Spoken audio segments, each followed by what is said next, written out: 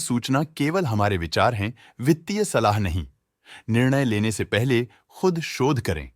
किसी भी लाभ या हानि के लिए हम उत्तरदायी नहीं हैं।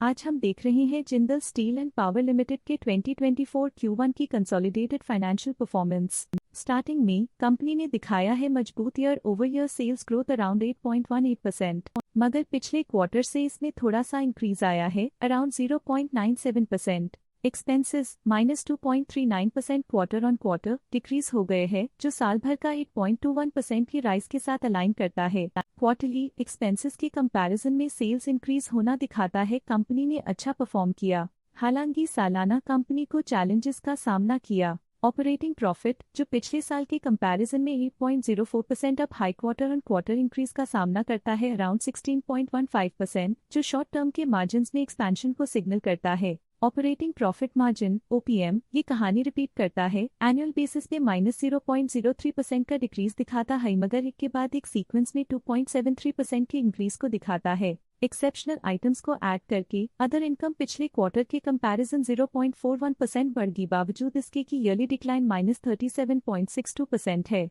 इंटरेस्ट एक्सपेंसेस पिछले क्वार्टर से 3.5% अप हुआ, लेकिन ईयर ओवर ईयर इंक्रीज 0.83% है। डिप्रिशिएशन कॉस्ट ने देखा -31.36% का क्वार्टर ऑन क्वार्टर ड्रॉप और ईयरली बेसिस पे 16.24% का increase. Profit before tax annually 5.23% बढ़, लेकिन प्रीसीडिंग क्वार्टर से 59.81% बढ़ा। पिछले साल के कंपैरिजन में टैक्स एक्सपेंसेस की परसेंटेज ऑफ प्रॉफिट्स इंक्रीज होकर 23.8% हो गई है, और ये और भी नोटिसेबल है क्योंकि क्वार्टर ऑन क्वार्टर में 8.25% का इंक्रीज देखा गया। नेट प्रॉफिट ने ईयर ऑन ईयर -20.92% का डिक्लाइन दिखाया, लेकिन लास्ट क्वार्टर से 43.33% का इंक्रीज देखा। इस क्वार्टर में कंपनी का परफॉर्मेंस काफी अच्छा रहा, जो हाई ऑपरेशनल एफिशिएंसी और प्रॉफिटेबिलिटी को दिखाता है। वहीं अगर एनुअल एनालिसिस की बात करें तो साल के दौरान कंपनी का परफॉर्मेंस अच्छा नहीं रहा। नेगेटिव नेट प्रॉफिट का मतलब है कि कंपनी प्रॉफिट के कंपैरिजन में नुकसान उठा रही है। अर्निंग्स पर शेयर EPS ने ईयरली -20.73% का डिक्रीज देखा गया, लेकिन 3 मंथली में 42.51% की बढ़ोतरी भी नजर आई।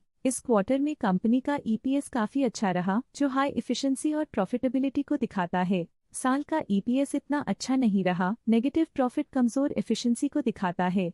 Jindal steel and power limited के फाइनेंशियल स्नैपशॉट को रिव्यू करते हुए कुछ मुख्य ट्रेंड्स सामने आए हैं, जो कंपनी की परफॉर्मेंस पे रोशनी डालते हैं। जून 2021 से जून 2024 तक Jindal steel and power limited की फाइनेंशियल जर्नी में सबसे पहले बात करते हैं सेल्स की। जून 2021 से जून 2024 तक Jindal steel and power limited की सेल्स में उतर चढ़ाव रहा, जो 42,013.41 करोड़ से डिक्रीज होकर 37,438.44 करोड़ हो गई। ये फ्लक्चुएशंस मार्केट कंडीशंस के इम्पैक्ट को दर्शाते हैं। अब बात करते हैं एक्सपेंसेस की। यहाँ सेल्स घट रही हैं और एक्सपेंसेस बढ़ रहे हैं, तो ये कंपनी के लिए एक नेगेटिव साइन है, जो मार्केट प्रेशर्स और ऑपरेशनल इनएफिशिएंसीज को दर्शाता है। जून 2024 में ऑपरेटिंग प्रॉफिट घटकर 7,572.73 करोड़ हो गया। ये डिक्लाइन ऑपरेशनल चैलेंजेस और इंक्रीज्ड कॉस्ट को हाईलाइट करता है। नेट प्रॉफिट में फ्लक्चुएशंस भी देखी गई हैं, जो कभी 9,522.36 करोड़ से 2,895.01 करोड़ हो गया और कभी 4,251.55 करोड़ हो गया।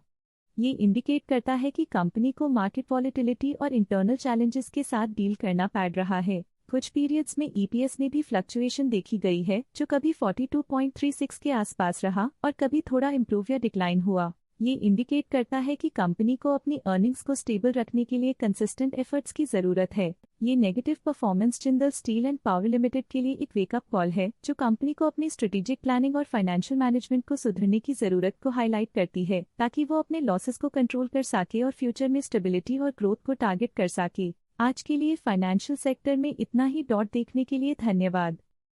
स्टॉक लेटेस्ट न्यूज अपडेट के लिए चैनल को सब्सक्राइब करें और वीडियो को लाइक एंड शेयर करें।